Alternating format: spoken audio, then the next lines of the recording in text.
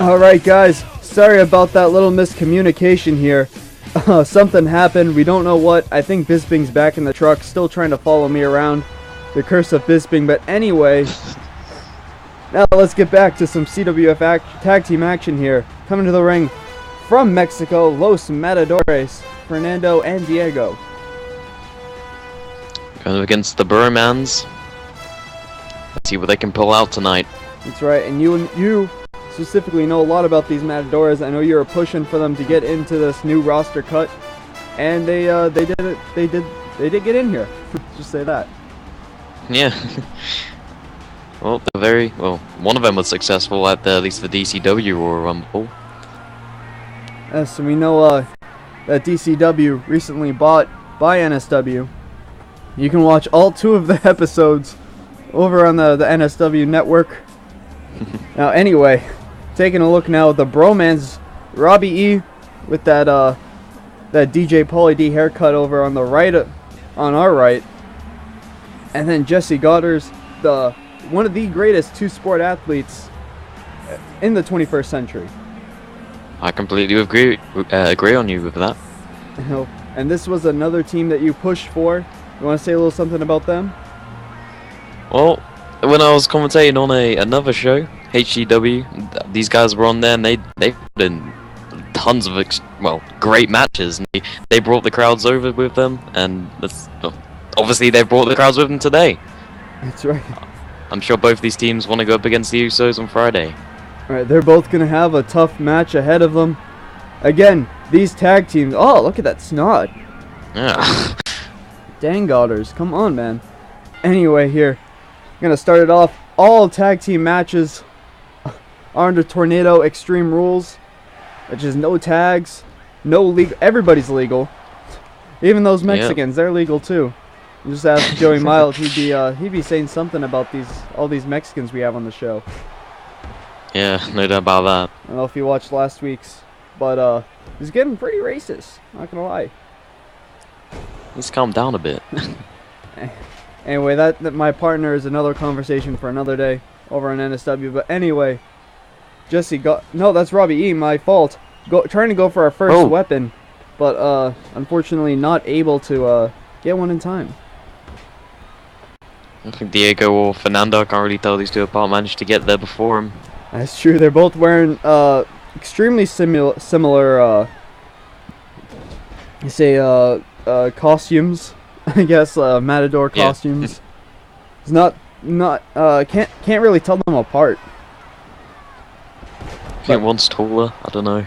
Yeah, we'll figure that out. And we have more episodes. So anyway, now one of the Jesse now working. He's on the upper hand against one of the Matadors, but the other one is having a go at Robbie. You say so far this has been a pretty even matchup for both these teams. And a backbreaker. Oh. Both the Bromans. Both working together, well, in sync, I should say. Yeah, that's better. Now we got a lockup in the middle of the ring. And twisting the arm, and a big punch to the face, and another, and a third. The Bromans seem to be in control right now. Right. As you say that, Jesse Goddard's going under the ring looking for our first weapon of this matchup, and he's pulling out the tables. Shades of the Dudley Boys, throwing them into the ring. And let's see what Goddard has in store for this tag team here. What is he going to do with the table? There's so many things you could do with the table. Yep, so many different ways he can use it. Right. But I think that's Diego, actually, the taller one. Diego's the taller one? Yep, the one with the table. Alright, sorry. Diego, he doesn't know what to do with the table. He's a little puzzled. I don't know if they have tables in Mexico or something, because he's just like, oh, look, this is how a table works. He doesn't know what to do with it. As soon as I say that, he's going to try to drag Robbie E. over. Oh! Throwing him up in the air. Over on the other side of the ring. So much action to call. He's got Robbie on the table. Let's see where he's going. He's going high risk here. Oh! Oh! Just a cannonball my God. Straight through the table. And he's cheering to the crowd on the other side. There's a 2 count. He went straight through that table. And a nice DDT from, I believe that's Fernando. Oh, both going for the pin. And a kick out by Robbie E. Free. And a kick out by Jesse. Oh. Both teams not going down. If the ref could have double counted, then maybe one of them would be pinned. I believe Jesse would have been pinned there. And a cutter. Ooh. Right onto that table debris. Robbie into the cover, and Fernando breaks it up. And now here we go. A low blow from Fernando. And Fernando going across the ring. And a huge drop kick to the face. Robbie E with the counter. And he goes across the ring to break up that pinfall. They nearly lost their chance to go up against the Usos. Alright. Here we go. Let's see what... Now, I believe, who's that? Fernando going high risk there? Yep. Paying off. And Robbie E with a huge leg drop across the neck of one of the Matadores. Now into the cover. Hook of the leg, 2, and a kick out. So you can say this has been a very close matchup so far. And Robbie going for that dirty pin. Oh. But the ref saw it counted a little slower. And I believe that's Fernando was able to kick out. Here we go. Oh, and a stunner from Jesse Goddard into the cover. And Robbie E fighting off the other Matador while his partner was able to get the 3 count. Wow, congratulations, Bromans. That is right. So the Bromans will be moving on.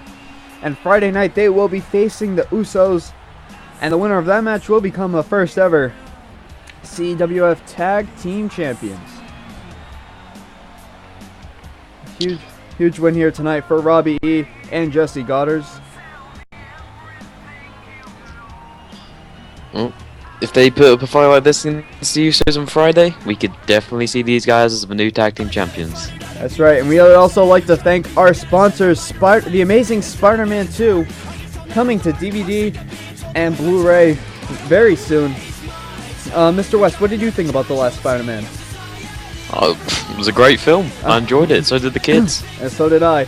Anyway, here comes our main event of the evening. Y2J Chris Jericho taking on Rob Van Dam.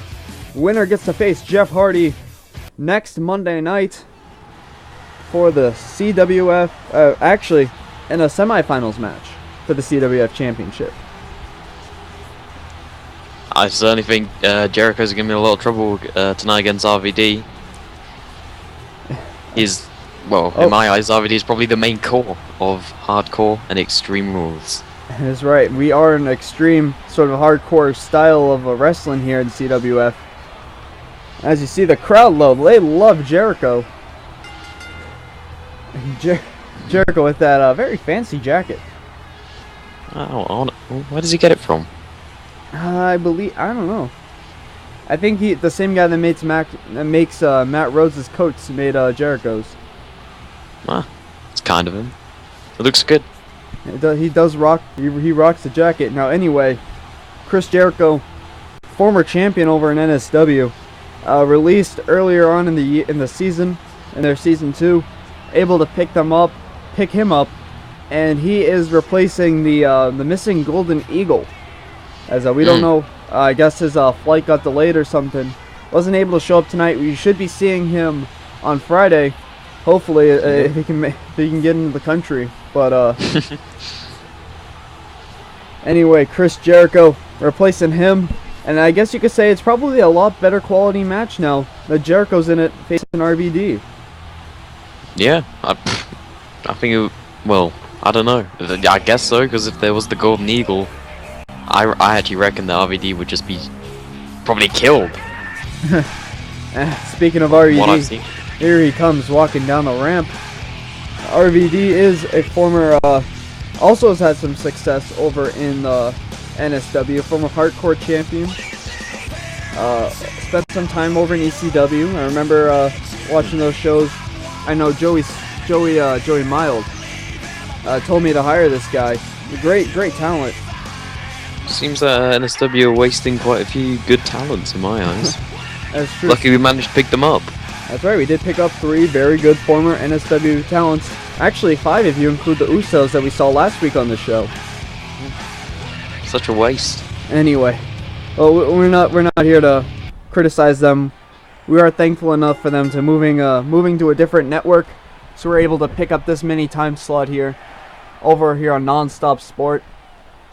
But you would like to thank the big guys upstairs for giving us the opportunity to showcase all the skills of these CWF wrestlers, and including these our commentators and the rest of our staff.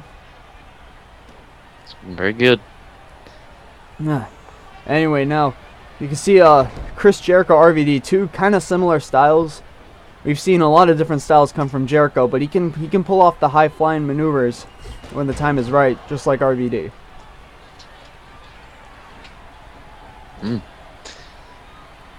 Jericho, when it matters, he does fight, and he knows how to pull off those high-flying moves, like you said. Right, now, Jericho, I don't know how he would do here in CWF. He is a former ECW superstar back in the day, a long time ago. Not really known for hardcore wrestling like RVD. He might want to try to keep this in the ring, because if you get a chair in RVD's hands, you might end up being dead. Yeah, if that happens, yeah, like you just said, Chris Jericho would definitely be dead if RVD gets a chair. See so many moves RVD can pull off. You've seen him through that 5-star frog splash with the chair. There's the Van Daminator, Rolling Thunder. There's so many ways he can hit you with all those weapons. Jericho's just gonna have to watch out and keep this match on the ground, and try to see what he did there, taking out the legs of RVD. A lot of RVD's moves revolve around his lower area, his legs. That's right. Whether it's jumping or kicking, he does have some martial arts background. You can see those kicks earlier. Those things hurt. I heard. I've never taken one, but just from the sound, I imagine it's gonna be painful. Yeah, see, there was one there. He landed one, and now RVD got a head boom right there. Ooh, just came out of nowhere. Exactly what I was saying, and here's some more kicks from RVD. The thunderous, the harmonious feet of RVD coming into play here tonight. Now Jericho's looking to be in trouble. More kicks. Oh, Jericho's showing he can kick too. He comes back up with that drop kick. And here we go.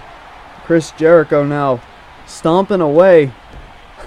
Kicking away at RVD. Yeah. He's probably getting a little frustrated that RVD's landing all these kicks. You see Jericho going behind now, and a huge back suplex right onto the back and lower neck of RVD. Jericho picking up RVD. Now they're exchanging kicks and blows. Jericho able to gain the upper hand. You see here, he might be trying to hit that walls of Jericho. Is he gonna get it? And he's got it locked in. RVD close to the ropes. But as we said earlier, that doesn't really help you here in the CWF. Nope. He's going to have to break out of this on his own. No rope breaks. But Jericho releases the hold. Definitely damage has been done though. And RVD using his quickness. But Jericho dodges that spinning heel kick and hits the code breaker into the cover. Doesn't need to hook the legs because he's out. Wow. Out of nowhere, Jericho just reverses and hit the code breaker. What a win. And Jericho, who wasn't even supposed to be wrestling tonight, is moving on to the semifinals, and he is 2 wins away from becoming the first ever CWF heavyweight champion. And what a match do you think is going to be between him and Jeff Hardy? Well, if it's going to be anything like this match we've just seen, I cannot wait. That's all I'm going to say. And what a huge matchup. Great win by Jericho. And guys, that is it. Thank you for watching CWF Combat here on Tuesday nights over on Nonstop Sport. Thank you guys for being an amazing audience. And for my partner here, Jess West, I have been Jesse Dangerous. And we will see you Friday night. Make sure to tune in, guys.